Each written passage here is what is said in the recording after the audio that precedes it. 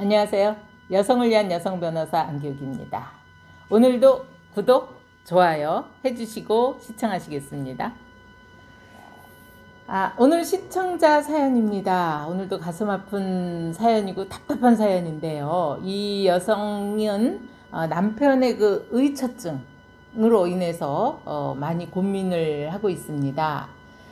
저는 남편을 동호인들이 모이는 카페에서 만나서 교제를 하게 됐습니다. 저는 아버지가 어린 시절에 돌아가시고 외동딸이어서 엄마하고 둘이서 정말 외롭게 살았습니다.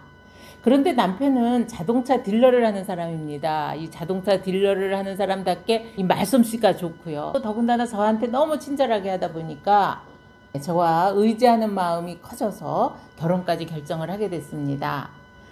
남편이 하는 자동차 딜러라고 하는 것은 파는 데 따라서 소득이 생기기 때문에 매월 소득이 들쑥날쑥했죠. 그래서 이 경제적으로 안정되지가 못했습니다. 그나마 2년 전부터는 이 코로나 사태가 터지면서 비대면 시대가 되고 또 남편은 소득이 뚝뚝뚝 떨어지기 시작을 했습니다. 저희 가정은 경제적으로 쪼들리기 시작했죠.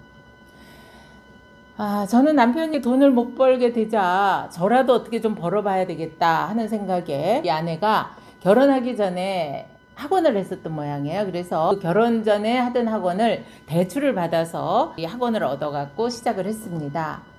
돈은 제가 벌어도 먹고 사니까 넉넉지는 않아도 큰 문제는 없었습니다. 그런데 문제는 제가 아이가 둘입니다. 그런데 이 아이가 둘인데 남편은 집에서 아이들을 돌보거나 집안일을 전혀 돕지를 않았습니다.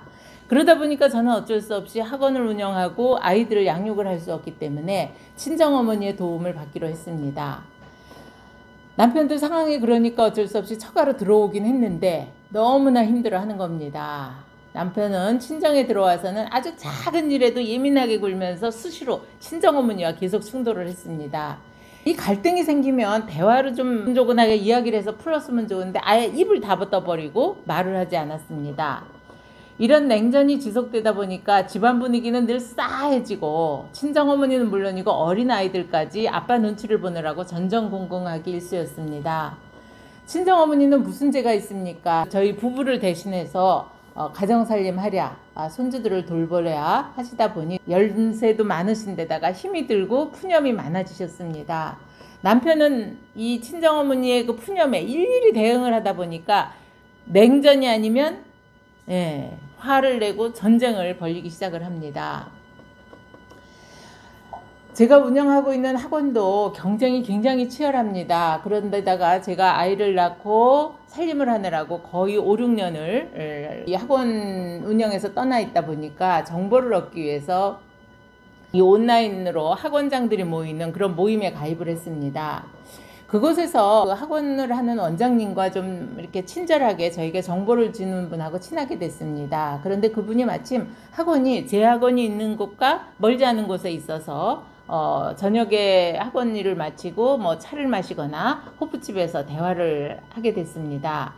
그런데 남편은 이 학원 원장님하고 원래 좀 아는 분이었거든요. 그래서 같이 술도 마시고 했던 사람인데 어느 날부터 이 원장님과 저 사이를 불륜이라고 의심을 하면서 심지어는 너네들 잠자리도 하냐? 할 정도로 말이 안 되는 폭언을 퍼붓기 시작을 합니다.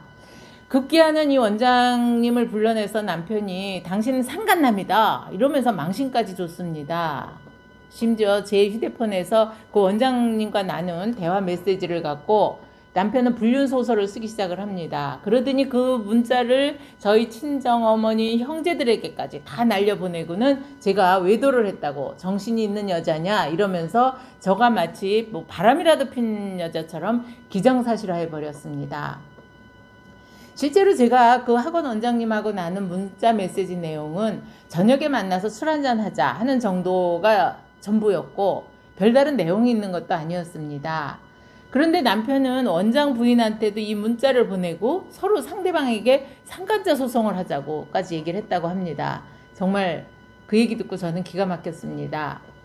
그 후에 남편은 저에게 바람핀 여자는 도덕적으로 아이를 키울 자격이 없다 하고 난리를 쳐대더니 얼마 안 있어서는 네가 가진 재산 내가 전부 다 뺏어버리겠다고 아이들을 데리고 집을 나가버려서 지금은 연락도 되지 않습니다.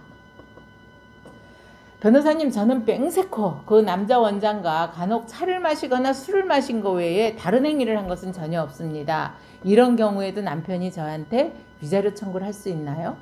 라는 질문이고요. 두 번째는 다른 것은 몰라도 아이들은 제가 꼭 키워야 합니다.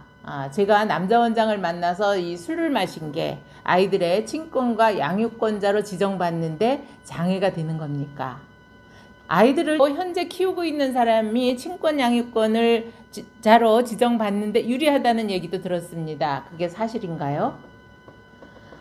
또 만약에 법원에서 남자 원장과 술을 마신 것이 유책행위다 라고 판단했다면 제 명의의 재산은 전부 남편 얘기대로 남편에게 빼앗겨야 되는 건가요? 이런 질문입니다.